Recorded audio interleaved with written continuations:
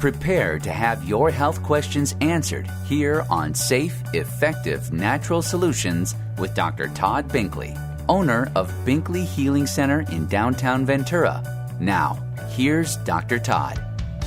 Good afternoon. I'm Dr. Todd Binkley, board-certified doctor of non-force chiropractic and practitioner of functional medicine. The focus this week is on thyroid conditions, most commonly hypothyroidism, but more specifically this week, hyperthyroidism. Last week, I did a really fascinating case study, a patient of mine who has Graves' disease, overactive thyroid, and we ran out of time. So just to recap, this is a 48-year-old woman with hyperthyroidism. She was been diagnosed with hyperthyroidism, Graves' disease, in her 20s. She had two family members that had also been diagnosed with Graves' disease.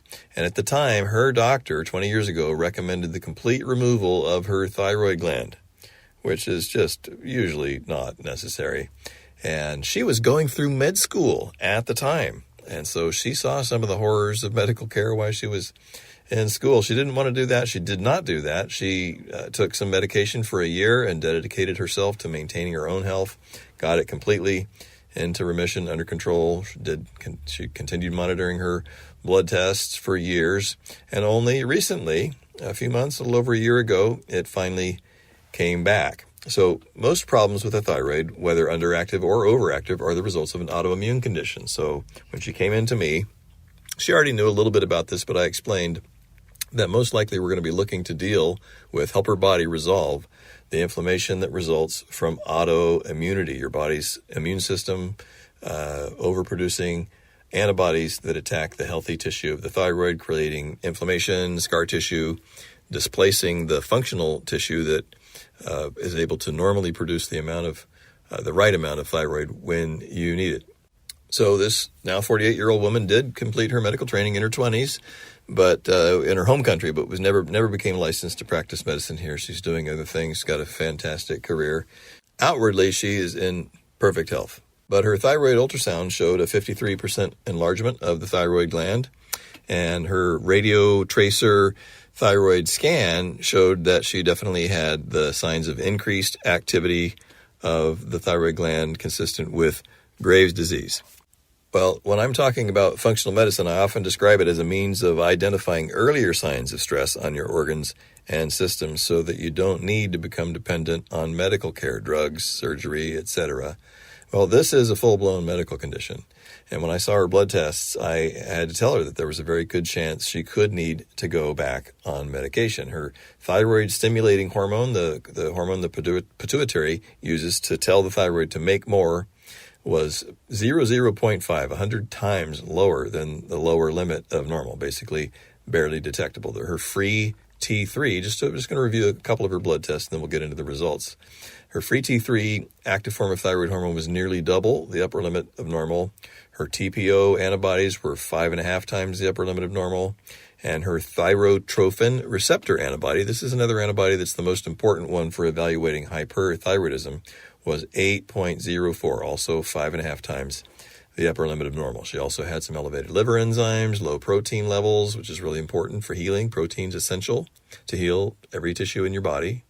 Her white blood cell count was also low at only 3.7 because of the chronic stress on her immune system. And on the plus side, she was otherwise in great shape. She took great care of herself, eating a great diet, regularly exercising. And even though she was thin, she had the musculature of an athlete. So she's highly motivated and equipped to take care of this, even though it's just a fairly significant condition. We had good cause to suggest that it warrant doing a course of natural therapy. So I said, let's do an intensive program for 4 months and then retest and see how you're doing. I should mention before we get into the results that we also did some chemical tests for chemical toxins that were very, very high, which I'm convinced were probably one of the primary drivers of her condition. She also had some heavy metal exposure that we did a test for and documented, excessive body burden of lead, mercury, and uranium. Uranium especially is related to thyroid function. And so we did a 4-month course of treatment. I recommended some basic nutrients for general health, some prebiotics and probiotics to support healthy gut, some betaine hydrochloric acid to help her absorb more of the protein that she was already eating. And then some specific things for the heart, L-carnitine and magnesium to protect the heart, reduce some nervousness that she was having and insomnia. I also modified, so we had all these high results on her toxin tests, so I recommended some modified citrus pectin and binding agents to help flush out these toxins. And I recommended a product called lauricidin, which is one of my favorites for immune system support, which reliably boosts low white cell counts. So follow up. Fast forward 4 months, we redid her blood work. Her protein levels had improved measurably from 6.2 to 6.8, and most importantly, the globulin portion of her total protein, which is essential for making immunoglobulins, went from 2.2 to 2.6. That's good improvement. The elevated liver enzymes, which are unusual for hypothyroidism, one of which was twice the upper limit, were now completely back to normal. Her TSH, thyroid-stimulating hormone, was unchanged and still nearly undetectable. So as far as her pituitary was concerned, her thyroid gland was still making too much, which is not surprising. But far more importantly, her TPO, her thyroid peroxidase antibodies, dropped from 183 to 134. And her thyroglobulin receptor antibodies, a bit of a mouthful, this is the most important antibody for hyperthyroidism, it had dropped by more than half, from 8.0 to 3.8. Most importantly of all, her active thyroid hormone, free T3, had dropped from 7.1 to an almost perfectly healthy 4.0. So this means that in spite of the ongoing autoimmune condition, which is far from gone yet, her thyroid is no longer overproducing thyroid hormone in a way that can damage her heart or her bones or her eyes and the other common symptoms and sequelae of having hyperthyroidism. She was also feeling less anxious and neurotic and sleeping better, and her energy was good. So after only 4 months in a 48-year-old woman who technically potentially had hyperthyroidism her entire adult life, these are amazing results.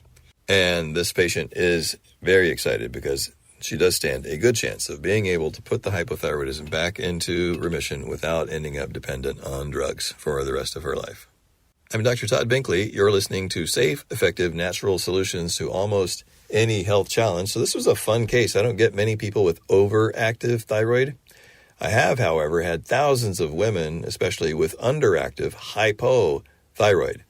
90% of the time, perhaps more, most thyroid conditions that show up are underactive thyroid, especially when you can include the millions of people that have undiagnosed hypothyroidism. Millions of women in particular, over 50, have cold hands and feet, dry skin, hair loss, inability to lose weight, high cholesterol, depression.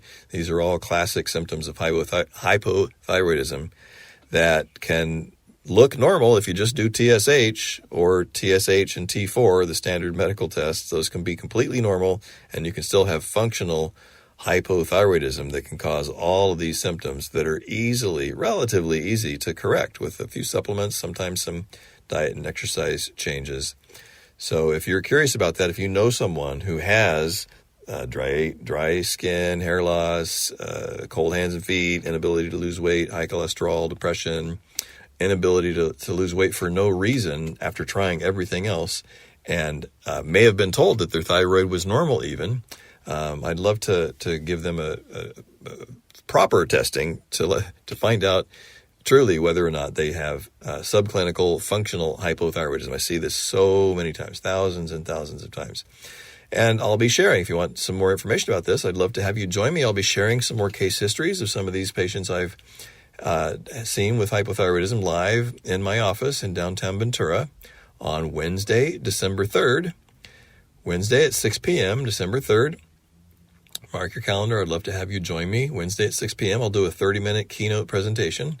We'll have some light refreshments, and then we'll have plenty of time for questions and answers. We had a good turnout last month for the talk I did on toxins, everything you need to know about heavy metal, mold, and chemical toxins exposure. I think my assistant posted some clips of that talk video on social media. I don't know if she's in charge of that. But we had a great turnout, so I hope you'll join us this month for hypothyroidism. Seating is limited, so please RSVP if you'd like to come and bring friends and family. The more the merrier, but we do have limited seating, so please RSVP. Let us know if you'll be coming by texting my assistant, Victoria, at 805-612-5531. If you'd like to join us for the talk live in the office on hypothyroidism, please text an RSVP to 805-612-5531. Moving on to some of the latest good news in the medical press, here's an article entitled, Walking is Good for You. Walking Backward Can Add to the Benefits.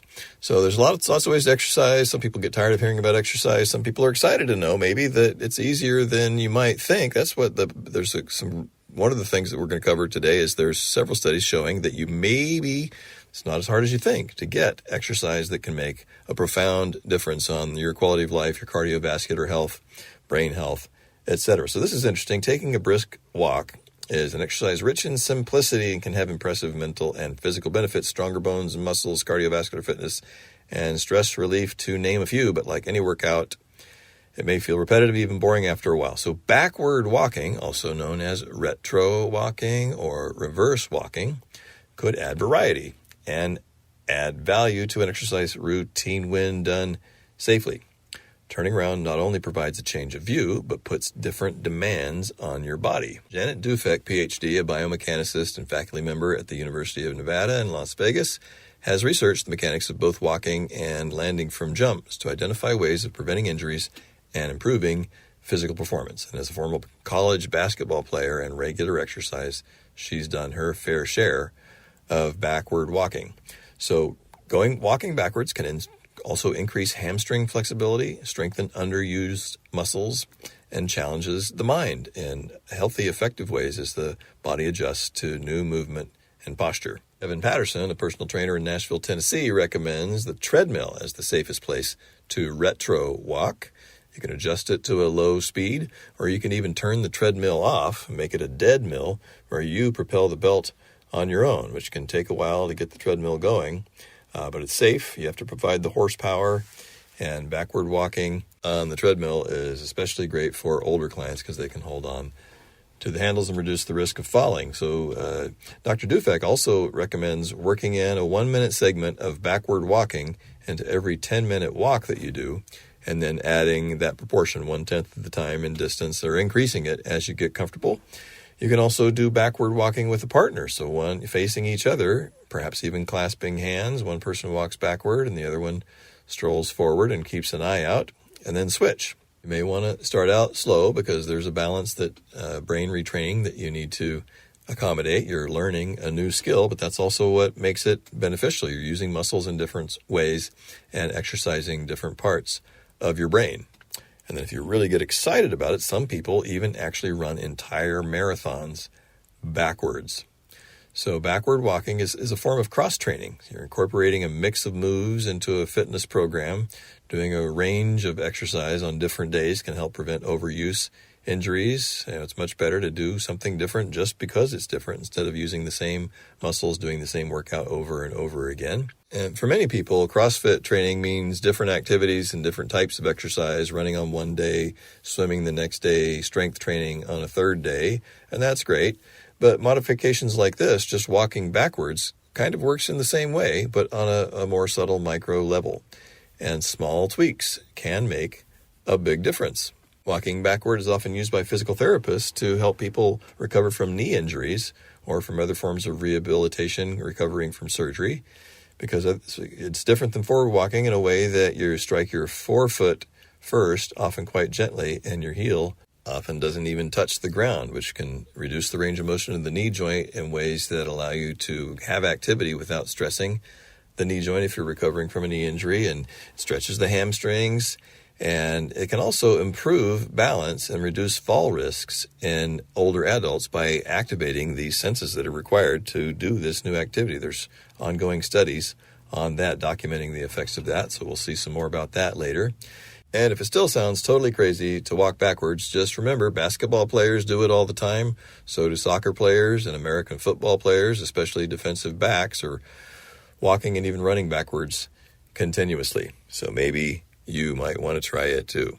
Elsewhere in recent medical news, this is an exciting report we often hear about. You have to take 10,000 steps to be healthy if you're using a Fitbit or an Oura Ring or a smartwatch to count your steps. Here's a study published in the British Journal of Sports Medicine reported by Dr. Ryuta Hamaya of Brigham and Women's Hospital in Boston and colleagues, that just taking 4,000 steps 1 to 2 days per week is associated with lower risks of death and heart disease among older women, according to a large cohort study. So it's a study with 13,000 women ages 62 or older in the Women's Health Study who walked 4,000 steps per day on just 1 or 2 days a week, was linked to a 20% lower mortality risk and 27% lower risk of cardiovascular disease compared with people that didn't walk at all. That's pretty amazing. Just 4,000 steps a day a couple of times a week can have a dramatic result. 27% reduction of heart disease and death is, in research terms, a huge, huge result. Those who walked even more did have better declines in mortality risk. Death was lower, and 33% lower death rate in those who took 5,000 or more steps 1 to 2 days a week, and 46% less risk of death for those who took at least 7,000 steps. But increasing the step counts did not further reduce cardiovascular disease. So taking 5,000 or more steps 3 or more days a week was linked to a 31% reduction, and 7,000 steps, a 33% reduction. So about the same as just doing 4,000 steps a couple of times a week for its effect on reducing risk of heart disease. Well, here's another interesting study published in the Annals of Internal Medicine. You often hear, and to a certain extent it's true, that all steps count. That's why you wear your thing, any of your devices that can track your steps, because all steps are beneficial for your health. But this study made a distinction between people that are basically just doing normal daily activities, never walking for more than 5 minutes continuously, and those that intentionally walked 10 or 15 minutes or more all at once, or without stopping. And they found a big distinction. So those people, and these were people that walked for I forget how many people, hundreds, thousands, I can't find how many people. It was a big study. However many it was, the people that walked, no matter how many steps they took, if they never walked for more than 5 minutes, compared to those who did walks of 15 minutes or longer, those who did the longer walks had a 60% reduction in cardiovascular disease overall and an 80% reduction in mortality. So the takeaway from that is all steps count, but it is important to walk at least 10 or 15 minutes at a time, at least 1 or 2 days a week, maybe even 3 or 4 or 5 days a week. Obviously, that's still going to have some benefits for most people. But it doesn't mean you have to walk 30 minutes a day. Even 10 or 15 minutes is enough to dramatically reduce your risk of cardiovascular disease and death. Well, what if you're bored of walking and want to do something different? Here's an interesting study that came out of Portland. Table tennis emerging as a surprising source of therapy and community for those with Parkinson's disease. So playing table tennis, ping pong, boosts balance, eases tremors, and creates a meaningful connection among the people that are playing it. So this is a study that was done by an international nonprofit called Ping Pong Parkinson's. And it says that it shows that playing can stimulate brain activity, improve motor control, and sharpen reflexes in people with Parkinson's. And some other studies show that these benefits can spill into daily life, because you have to think fast, and anything that involves thinking on your feet is definitely going to improve connections between the existing nerve cells that you still have in your brain. I like the studies that show that one of the best things for slowing and reversing early enough the effects of dementia, for example, are things like public speaking, or getting into a debate, or just having an animated conversation about a contentious subject with a friend or family member. Anything that requires you to think on your feet is the best way to exercise your brain. So ping pong works specifically well for Parkinson's because of the specific muscular disabilities that go with Parkinson's disease. At the Parkinson's Resources of Oregon and Beaverton, Coach Rob Solomon says, quote, some of these tremors, people show up with tremors that are really bad, and then when they get at the table, their hand is just solid. And they're getting the psychological and social benefits of doing something together with other people in a similar situation. I'm Dr. Todd Binkley. You're listening to Safe, Effective, Natural Solutions to Almost Any Health Challenge. Do you have a friend or family member who's not satisfied with the care that they're getting somewhere in another state?